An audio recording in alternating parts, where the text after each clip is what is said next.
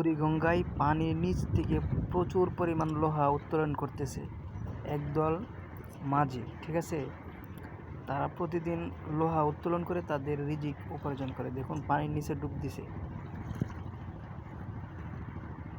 এই যে একটা নৌকার সামনে দেখছেন ছোট একটা রশি, তারা রশির সাহায্যে চুম্বক নিচে ফালায়, ঠিক আছে। তারা যখন টান দেয়, যখন বেশি ভারী লাগে, চুম্বকটা উঠতেছে না, তার মানে সে আন্দাজ করে যে নিচে কোনো লোহার বড় টুকরা আছে। তারপর সে নৌকা থেকে নামে সে পানির নিচে গিয়া তারপর লোহার টুকরাগুলো উপরে তোলে। আর আপনারা হয়তো জানেন এই যে লোহার টুকরা, ঠিক আছে, এই যে দেখেন এটা সম্পূর্ণ একটা লোহার টুকরা।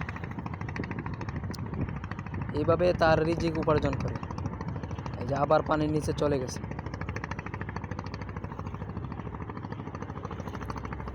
আবার সে পানির নিচে চলে গেছে। এইভাবে সে ডুবে ডুবে নিচ থেকে লোহা উত্তোলন করে।